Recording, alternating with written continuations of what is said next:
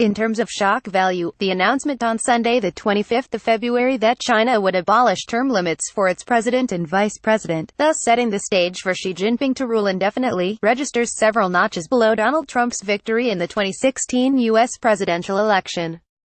China's presidency, after all, is only Xi's third most important position, ranking below his chairmanship of the Chinese Communist Party and leadership of the country's Central Military Commission, neither of which have ever been bound by term limits. Sinologists have referred to Xi as China's most powerful leader since Mao Zedong since the early days of his presidency, a status only solidified when Xi neglected to anoint a successor at last October's 19th Party Congress. Removing presidential term limits is, itself, a move of little consequence, acknowledging changes that seem to have already taken place. But that doesn't mean it isn't significant.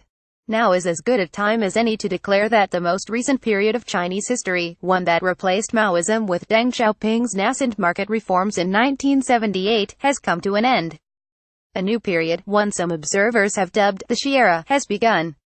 That China's reform period has ended is unsurprising. But the way it has ended, and the nature of the politics that is following it, is. For decades since Deng Xiaoping came to power in 1978, conventional wisdom held that China was eventually bound for liberal democracy, a prediction many observers clung to even after the massacre of pro-democracy protesters in and around Tiananmen Square in 1989. The expectations informed a push in the West for economic engagement with Beijing, culminating in a hope that the 2008 Summer Olympic Games in Beijing would finalize China's inclusion in the existing international order. That a decade later China would regress to allow near total power in the hands of one man, when such centralized control proved so disastrous in the Mao era, was, until very recently, unthinkable. And yet here we are. Were the last 4 decades of Chinese history, then, for naught? Fordham University law professor Carl Minzner, whose excellent new book End of an Era tackles this question, believes that it's too soon to tell. As he points out, China's reform period ended long ago. High water mark for liberalism in China was probably the late 1980s, when intellectuals held free-flowing salons in Beijing apartments and mildly subversive programs like River Elegy were broadcast on national television. This modest blooming came to a screeching halt with Tiananmen. A decade later, a similar crackdown of Falun Gong followers squashed incipient hopes of religious freedom. Advances in establishing the rule of law, a buzzword of every Chinese apparatchik, peaked around 2005. 10 years ago, anyone could access Facebook, Twitter, Gmail and the New York Times website in China without use of a virtual private network. No more. That China would regress to allow near total power in the hands of one man was, until very recently, unthinkable. This counter-reformation has accelerated under Xi, who has tightened censorship, strangled human rights protections, and allowed Liu Xiaobo, a Nobel Peace Laureate, to die in chains. The Chinese leader has also, as James Palmer has noted, abetted a Putin-style cult of personality that has infected both official state media as well as intra-party discussions. Praise for Xi now appears in once apolitical spaces such as Lunar New Year floral displays, and his image has become ubiquitous in official Chinese media. 5 years ago, analyses of elite Chinese politics focused on factions and competing centers of power. Now there's just Xi alone at the top. How has he pulled it off? Without a doubt, Xi is a capable and cunning politician. But Minzner ascribes his ascension less to the man than to the changes in the country he governs.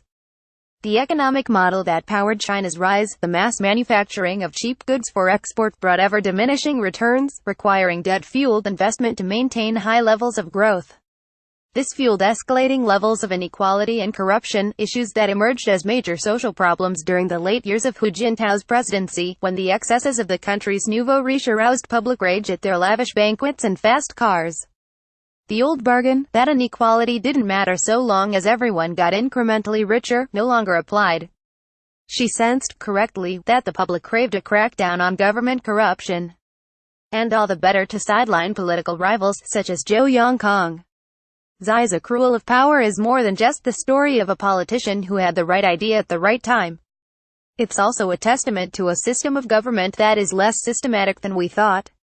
Over the past decade, as hopes that China would democratize slowly faded, it became fashionable to argue that the nation had achieved competent technocratic governance without the messy compromises of democracy.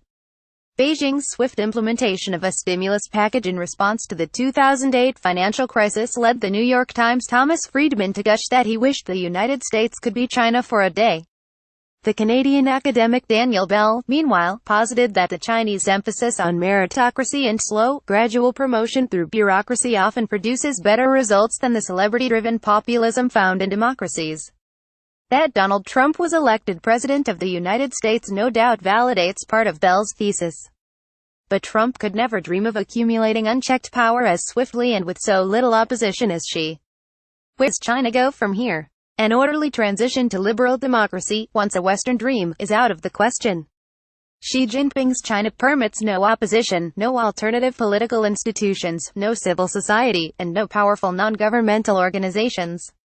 Social and cultural trends that might breathe new life into China from the bottom up are not allowed to flourish, creating a calcified state whose raison d'etre is to monitor the lives of its citizens. South Korea and Taiwan, autocratic states who became consolidated democracies after the emergence of a middle class, are no longer apt comparisons. Instead, Minzner looks to Egypt, where the Arab Spring dissolved in Abdel Fattah al-Sisi's paranoid tyranny, as more analogous. After 40 years, Dengism has presided over more of the history of the People's Republic than any other era. How long will Shiism last? Technology, once thought to be the elixir for democratic change in China, appears to be firmly on the government's side. It's difficult to imagine organized opposition forming in an atmosphere of Orwellian surveillance and social credit systems. In contrast to the isolation of the Mao era, major international companies have expressed no reservations to working with China. Apple has begun storing customer iCloud data on servers located on the Chinese mainland, while complying with a Chinese request to delete 700 apps from its mainland app store. The hotel chain Marriott, meanwhile, fired an employee who used an official account to like a social media post implying that Tibet was an independent country.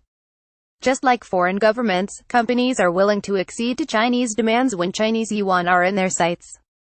How long will the Xi era last? Minzner sketches out several different scenarios, ranging from the emergence of a softer authoritarianism to outright party collapse. Neither extreme, he suggests, is likely. Instead, Xi Jinping's duration in office will depend on the number of stakeholders who profit from his presence, Chinese officials and American CEOs alike. China's reform era, roughly from 1978 to 2008, was once thought to be a staging ground for a brighter, more open China. Instead, it may be regarded as an interregnum of sanity before the resumption of authoritarian bullying that has marked China's politics since 1949.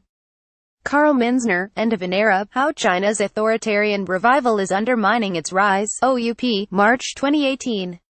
Header image is a state dinner with Xi Jinping in Mexico City, from Wikimedia Commons.